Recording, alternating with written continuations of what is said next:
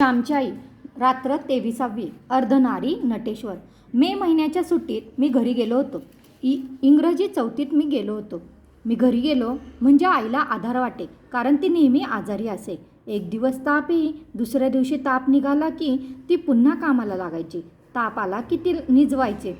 ताप निघताच उठावायचे. ती फार अशक्त झाली होती. मी आलो म्हणजे तिला बरे वाटे. मी तिला पाणी भरण्यास, धुणे धुण्यास मदत करीत असे. अंगणाची झाडलोट करीत असे. आईचे पाय चेपायचे हा तर सुट्टीतील माझा नेमच झालेला असे. एक दिवस बाहेर स्वच्छ चांदणे पडले होते. जेवणखाणे झाली होती. वडील जेवून बाहेर गेले होते. धाकटे भाऊ झोपी गेले होते. आईचे उष्टे शेण वगैरे झाले. आई मला म्हणाली, श्याम, थोडे दळायचे का रे? का तुझे हात दुखतायत? संध्याकाळी तू खणले आहेस, गोळीचा दळा केलास ना. हात दुखत असले तर नको. मी म्हटले, मुळीच हात दुखत नाही. जात्याच्या खुंट्याला तुझा व माझा हात दोन्ही असतात. तुझा प्रेमळ हात माझ्या हाताला लागून मला शक्ती येते. चल, मी अंगणात जाते घालतो, पोत्यावर जाते घालतो. आईने घाल म्हणूनच सांगितले. मी अंगणात जाते घातले. आईने दळण आणले. दुसऱ्या दिवशी आंबोळ्या करावायच्या होत्या. मला आंबोळ्या फार आवडत असत. मायलेकरं अंगणात दळत होती व चंद्रवरून अमृताचा वर्षाव करीत होता. मंदगार वारा सुटला होता. आई ओव्या म्हणत होती. त्या ओव्यात श्याम बाळ असे माझे नाव गुंफीत होती. मला आनंद वाटत होता. दळण्याचे काम मला लहानपणापासून आवडते, कारण त्यामुळे आईची सेवा करता येत असे. आईबरोबर दळत असता मी जात्यात वैरण घालावयाचे शिकलो होतो. आम्ही दळत होतो. दळणाचा आवाज ऐकून शेजारच्या जानकी वहिनी आल्या. बाई, हे काय, श्याम का दळतो आहे? मी म्हटले, आज रात्री एकट्या कशा दळीत बसल्या म्हणून पाहायला आले. श्याम, हे रे काय, तू इंग्रजी शिकतोस ना? जानकी वहिनी मला म्हणाल्या. मी आईला विचारले, आई, दळायला हात लावला म्हणून काय झाले? आई म्हणाली, श्याम, अरे जानकीबाई थट्टा करतात हो तुझी. त्यांचे तुझ्यावर प्रेम आहे म्हणून पाहावयास आल्या. अरे, काम करणाऱ्याला का कोणी नावे ठेवतील? आणि आईला मदत करण्यात रे कसली कोणाची लाज? आईला मदत करणाऱ्याला हसेल तो रानटी समजला पाहिजे.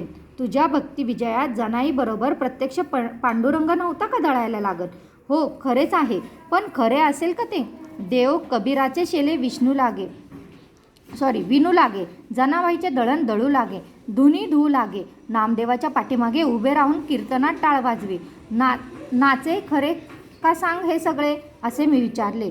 बस ना जानकीबाई, अशा उभ्या का?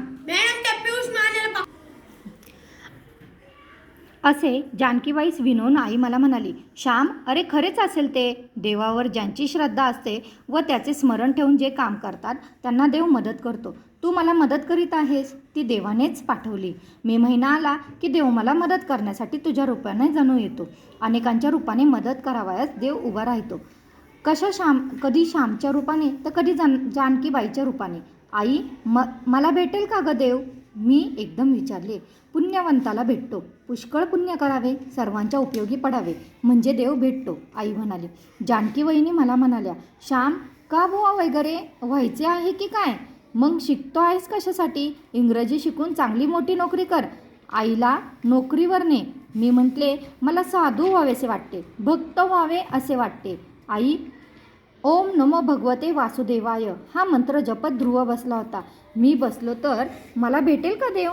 आई म्हणाली, बाळ, ध्रुवाची पूर्वपुण्याई केवढी थोर, त्याचा निश्चय किती अभंग. बाप राज्य द्यावयास लागला तरी तो माघारी फिरला नाही. इतके दृढ वैराग्य कोठून आणावयाचे? या जन्मी चांगला होण्याचा प्रयत्न कर, मग केव्हा तरी देव भेटेल. जानकीबाई म्हणाली, श्याम, सोड, मी लावते आता हात. दमला असशील तू. मी आईला म्हटले, आई, तूच जरा हात सोड. जानकी वहिनी व मी दळतो. जानकी वहिनी, मला वैरण घालता येते, मी आता तरबेज झालो आहे. आई, सोड ना हात थोडा वेळ. मी आईचा हात सोडविला व जानकी वहिनी आणि मी दळू लागलो. मी वैरण घालू लागलो.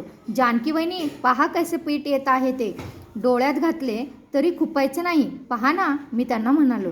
जानकी वहिनी आईला म्हणाली, बाई, श्यामला तुम्ही अगदी बायकोच करून टाकले. आई म्हणाली, माझ्या घरात कोण आहे मदत करावयास? अजून सून थोडीच आली आहे घरात. श्याम नाही मदत करणार तर मग कोण करील? जनाबाई, बायकांना कधी कधी पुरुषांची कामे करावी लागतात, त्यात कमीपणा थोडाच आहे. श्याम मला डाळ तांदूळ निवडायला लागतो, धुणी धुवायला लागतो, भांडी विसळायला, सर्व कामात मदत करतो. त्या दिवशी माझे लुगडे धुतले हो. मी म्हटले, श्याम, लोक तुला हसतील तर म्हणे कसा? आई, तुझे लुगडे धुण्यात माझा खरा आनंद आहे. तुझी चौघडी मी पांघरतो. मग धुवावयाला का लाज वाटेल? जानकीबाई, श्यामला काही वाटत नाही. मी श्यामला बायको करून टाकले आहे तरी त्याला ते आवडते. मित्रांनो, आईचे ते स्फूर्तिमय शब्द मला अजून आठवतात. पुरुषांच्या हृदयात कोमलता, प्रेम, सेवावृत्ती, कष्ट सहन करण्याची तयारी, सोशिकता, मुकेपणाने काम करणे या गोष्टी उत्पन्न झाल्याशिवाय त्यांचा पूर्ण विकास झाला आहे असे म्हणता येणार नाही.